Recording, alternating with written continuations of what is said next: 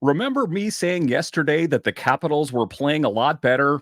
Yeah, forget all that. Your Locked On Capitals, your daily podcast on the Washington Capitals. Part of the Locked On Podcast Network, your team every day.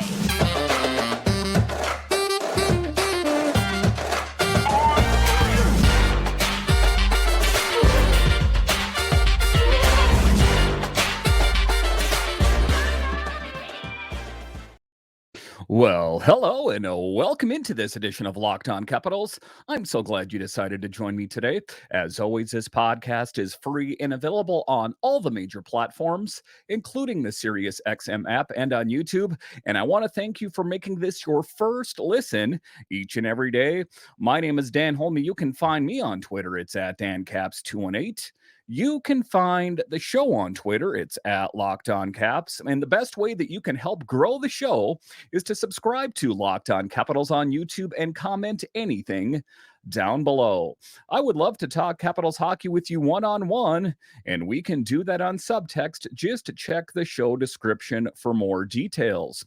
Today's episode is brought to you by Game Time. Download the Game Time app, create an account, and use code LOCKEDON for $20 off your first purchase. So in this edition of Locked On Capitals, we talk about how it was a complete about face for the Capitals tonight as they won a really big game last night, and tonight they fell completely on their face. What was behind that? I'll talk about that in the show. A little bit later, I will talk about Frank Saravalli of the Daily Faceoff on his thoughts about the Capitals maybe not being sellers. I guess some of that could have changed with the play tonight. We'll talk about that. And then a little bit later, we will talk about the road ahead for the Capitals. But just to get it going here, again, everything that I said yesterday, forget all that. And, I say that kind of semi-hyperbolic. I don't think that they forgot everything. I guess what I'm trying to say is, who is this team? It seems like, it's like a roller coaster. You're up, you're down. You don't know what's coming. You don't know what's going. The moment that you write them off, they'll go ahead and prove you wrong. And then when you think they're going to go on a winning streak, it's a face palm right to the face. So it's hard to know on any given night what you will see from this team. They can go out and beat the best team in the NHL, or the next game they can lose to one of the worst teams in the NHL. So it's hard to know what this team is made of. But one thing I know for sure is that the Red Wings are a pretty good team. They're not one of the best teams. They're still kind of on the outside looking in as well. Let's just say they are not a lock on making it to the playoffs, and the Capitals struggled against them tonight. And I'm going to just give credit where credit's due. That Red Wings team is firing on all cylinders. They play a top-notch game, and they didn't give the Capitals a lot of opportunity. But just taking a look at the first period in general, it almost seemed like the Capitals were on the PK the entire first period. The Red Wings were almost exclusively in the Capitals end, and the Capitals could gain no traction. It was tough sledding for the Capitals tonight, that is for sure. The Caps were hoping to ride the momentum of a really great win Monday night against the Senators. The Caps were on a 5-game point streak and coming off a statement 6-3 win. That was not the case Tuesday night, as it was an about face for the Capitals as they fall completely on their face and fall by a score of 8-3. And I've already read quite a few things about the game and people's thoughts on it and what they thought went wrong. And, I guess I'll put a little bit of weight into it. They think that the Capitals are tired. They played the night before and the Red Wings didn't. So that's why the Capitals lost. Okay. You're going to get a little flexibility in there. That would account for some of it, but that doesn't account for losing by a score of 8-3. Nope, that doesn't wash with me. That's an excuse that I'm not going to be willing to accept. It was ugly out there. And there were moments that I thought the Capitals were going to get in there, but then the Red Wings were quick to slam the door shut and say, not tonight, guys, not in our barn. And it was a tough game for the Capitals. The Caps got offense production from two of the Hershey call-ups in Hendrix Lapierre and Mike Sgarbossa. Max Pacioretty also batted in a puck from the front of the net there. So, just talking about, let's find some bright spots in this game. Let's talk about Hendrix Lapierre being a key contributor to this team. There's been times that he's had calls ups and, from previous years, and he's shown glimpses of greatness. But tonight, in these last couple games here, I've been most impressed with Hendrix Lapierre. And again, talking about Sgarbossa, he has been just a pleasant addition to this team his entire time he's been called up. Again, it's going to be a tough position when and if Evgeny Kuznetsov are good to go and come back in. Are you really going to send Sgarbossa back down? Are you really going to do that? Tough questions for the Capitals. Ovechkin picked up 2 assists and now has points in 11 of his last 13 games. He also led the team with 5 shots. So the captain getting production, and they're not finding the back of the net, but that wasn't for a lack of trying. He was peppering a line with a fair amount of shots. They just did not find pay dirt. And it's tough. They're, again, they just... The Red Wings played so well. I think, just watching how they played tonight, and I didn't know where they were in the standings. Say I was just, totally fresh to the whole scene. I would say, man, that Red Wings team must be one of the better teams in the NHL because they played so well. It was like the Harlem Globetrotters going around, the Capitals out there doing trick. I'm going to feed it to this guy and that guy and fancy goal, this and that. And it was just too much. The Red Wings had too much momentum that the Capitals tried to get some traction going. I don't know if you live in an area where there's snow. You get it into 4-wheel drive and you think you're going to go. You start spinning and no dice. That was the Capitals tonight. They put it in 4-wheel drive, but it wasn't enough. The snow was too much. The Red Wings were too much. And again, it's one of the tough ones to walk off. It's like Beck Malenstein blocking a shot. It's tough to walk off. You've seen him smarting on the ice. This is going to be a tough one for the Capitals to walk off. The good thing is that they have some time between now and Friday to get ready for the Flyers. And I'll talk about them in the last segment, is that they're coming off a big win against the Lightning. So the game Friday, don't think that that's going to be an easy game for the Capitals. That is a team with John Tortorella pushing the buttons, and he is a fierce competitor. So it is going to be a tough out for the Capitals. The Capitals only mustered 20 shots on goal. The high and lows of this season are sometimes a lot to stomach, like I talked about, a bit like a roller coaster. The Capitals needed the win tonight and desperately needed the points. At the end of the day, they'll fly out of Detroit with 0 points. I think of the ABC Wide World of Sports, if you're old enough to remember that, the agony of defeat and the guy kind of falling clumsily down the ski jump there. So that is what the Capitals were feeling tonight, was the agony of defeat. The first period did seem like the Capitals were on the PK, like I talked about. The Wings were well structured, outchanced. That's what they were. They were well structured. They outchanced, outscored, and simply outworked the Capitals. Just looking at the Red Wings, there was nothing about it. They're like, well, they got lucky. No, that was not the case. The Red Wings outchanced, outworked, outplayed, out everything the Capitals tonight, and there was never really a chance. Maybe a glimpse of a chance, and then that was fanned out in a hurry. The Capitals appeared to be gassed and back on their heels. You saw a bit of pushback by the Caps, but that was quickly extinguished by a sharp Red Wings team. Joel Edmondson was also not playing his best hockey. Joel Edmondson failed to clear the middle of the ice and resulted in a turnover that led to a Red Wings goal. So talking about players that are perceived to be on the move, Joel Edmondson is one of those players, and I'm not going to characterize his time in Washington just based on how he played tonight, but he definitely did not help the Capitals' case in their case of trying to get back in the game when he totally blew it. That led to a Red Wings goal. Charlie Lindgren did what he could do, but was under pressure for a majority of the game. So that was a tough thing. I mean, listen, your netminder can only do so much.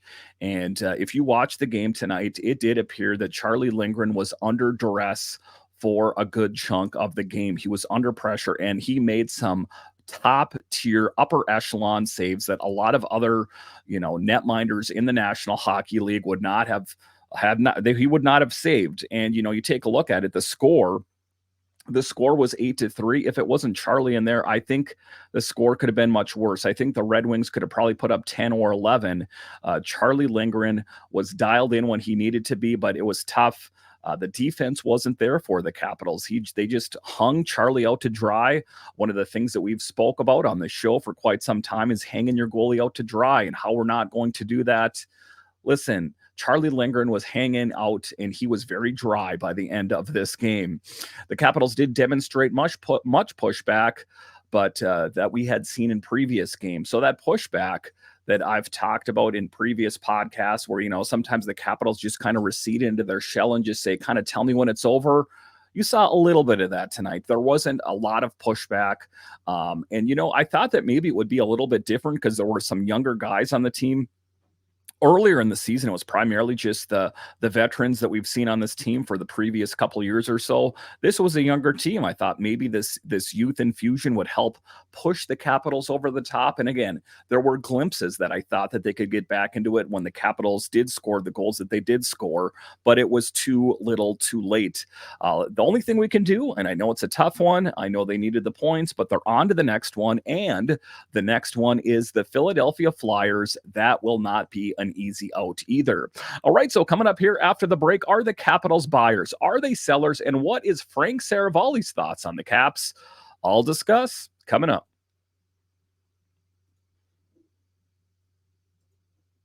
You shouldn't have to worry when you buy tickets to your next big event. Game Time is the fast and easy way to buy tickets for all the sports, music, comedy, and theater events near you. With killer last-minute deals, all-in prices and views from your seat, and their best price guarantee, Game Time takes the guesswork out of buying tickets. And if there's one thing that's frustrating for me, is that when my favorite band comes to town or my favorite team is playing and I'm looking for tickets and I can't find them, it's frustrating. Take the frustration out of it and take the guesswork out of it with Game Time. Take the guesswork out of buying tickets with Game Time. Download the Game Time app, create an account, and use code LOCKEDON for $20 off your first purchase. Terms apply. Again, create an account and redeem code LOCKEDON for $20 off. Download Game Time today. Last minute tickets, lowest prices guaranteed. Get buckets with your first bet on FanDuel, America's #1 sportsbook, because right now new customers get $150 in bonus bets with any winning $5 bet. That's $150 if your bet wins. Bet on all your favorite NBA players and teams with quick bets, live same-game parlays, exclusive props, and more. So let me tell you something, guys. Sometimes you're watching an NBA game and you're not that into it. Maybe you're watching a Wizards game and they're not playing that well. Open up the FanDuel app, put a little bit of money on the game. It makes watching the game that much more exciting. Just visit FanDuel.com/lockedon and shoot your shot. FanDuel, official sportsbook partner of the NBA. All right, welcome back into this edition of Locked On Capitals, part of the Locked On Podcast Network, your team every day. So Frank Saravalli, one of the premier insiders in the NHL, from the Daily Faceoff, was talking about the Capitals and will they be buyers and will they be sellers? And this was, to be fair, from earlier today. It was before the results of the game tonight were known. And his perception was that the Capitals right now are not sellers. Did the loss tonight, did that change anything? Perhaps. I think that what will change things yet again, and again, if you're an everydayer of the show, I talked about how I said they were out of it. Then they were playing hot here recently, and I said maybe they're back into it. Now, if they lose to the Wings and they lose to the Flyers, for example, are they going to be out of it again? So it is a bit dizzy, and it's something that goes back and forth, and you really need to stay on top of it. But why is the impact so great right now? Well, because there's not a lot of games left. You can't really afford to go on a losing streak this time of year. So talking about the players that are in flux, again, if you are an everydayer of the show, you know the players I'm talking about. Per Daily Faceoff's Frank Saravalli, the Capitals aren't in a trade mode at this point, with under 2 weeks to go to the deadline. For the meantime, Nick Dowd and Anthony Mantha and the rest of the suspects on our trade targets board are not officially in the mix Saravalli wrote. And who are we talking about? We're talking Nick Dowd. We're talking Anthony Mantha. We're talking Chucky Sideburns, also Nicholas Abe-Kubel, Joel Edmondson, those kind of players. Are they in? Are they out? And why are so many people so intrigued? Why are so many teams so interested in Charlie Lindgren? He has 1 year left on his deal, and it's worth $1.1 million. That is bargain shopping for a premier netminder in the National Hockey League. Now, it does really put the Capitals in the catbird seat as far as what they can get. I mean, they know that there is some desperation for some teams out there for a great netminder. The New Jersey Devils come to mind. There's other teams around the league as well. It's changed a little bit in Carolina. It's changed some in Edmonton, but there are some teams out there that would still be vying for the services of someone like Charlie Lindgren. He is a premier talent. And if you've seen how he's played this year, or more specifically, how he played tonight, I know despite a massive loss, Charlie Lindgren actually played a pretty good game. I'm not going to absolve him of all guilt, but what I'm going to say is that he made some big saves. And if I'm going to paint him with a broad brush over his tenure with the Capitals, I think he has been lights out. So that is very appealing to some teams that are a netminder away from being competitive. The New Jersey Devils, in my opinion, I've spoke on this show quite a bit, have some really great talent. I think if they added someone like a Charlie Lindgren to the Devils, that could be an absolute game changer. And some of the other teams, they might want to add him as a depth piece. I know that he, for me is the number one for the Capitals, but say you want to kind of stockpile talent, maybe someone like Carolina would be interested.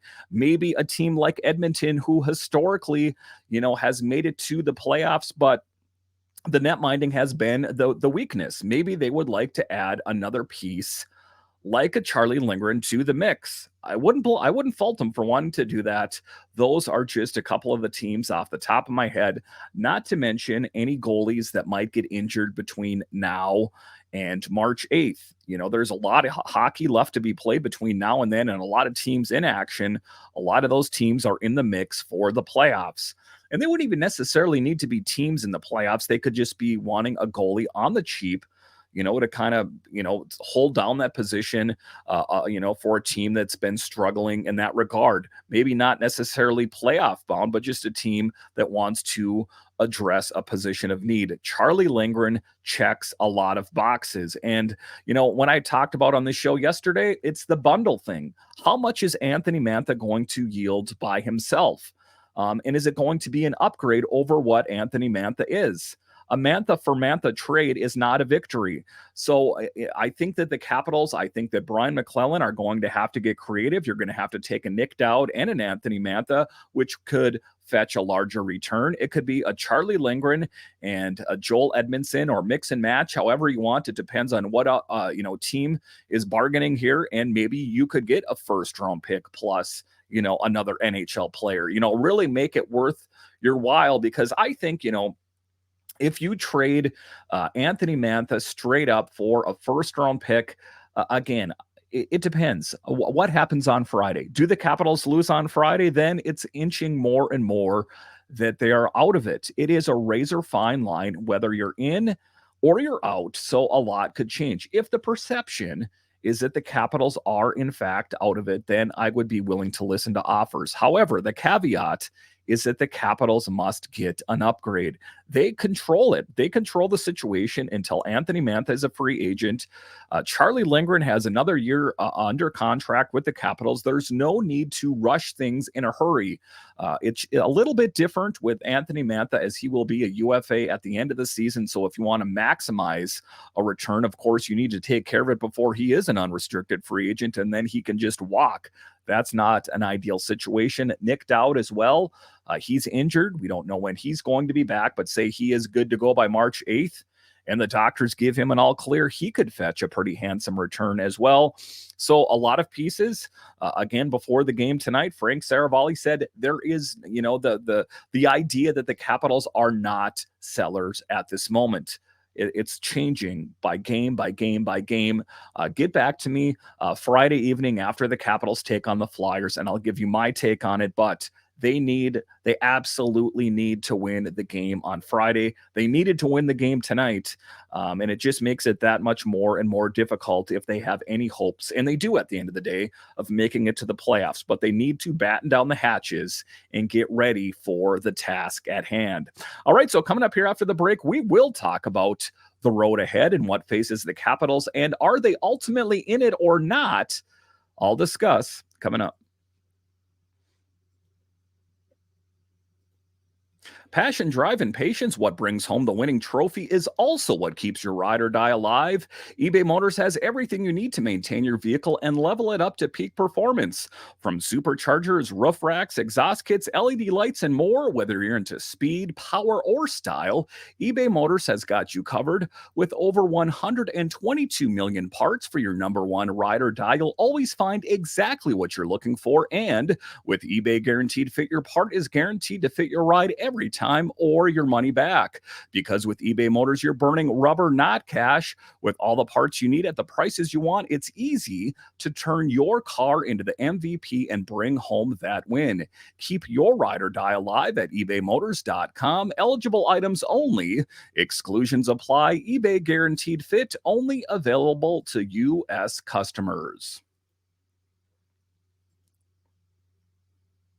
All right, welcome back into this edition of Locked On Capitals, part of the Locked On Podcast Network, your team every day. So the road ahead for the Capitals is a winding road. Every day is a winding road. Anyway, for the Capitals, it is going to be difficult for this team, as it's not going to get any easier.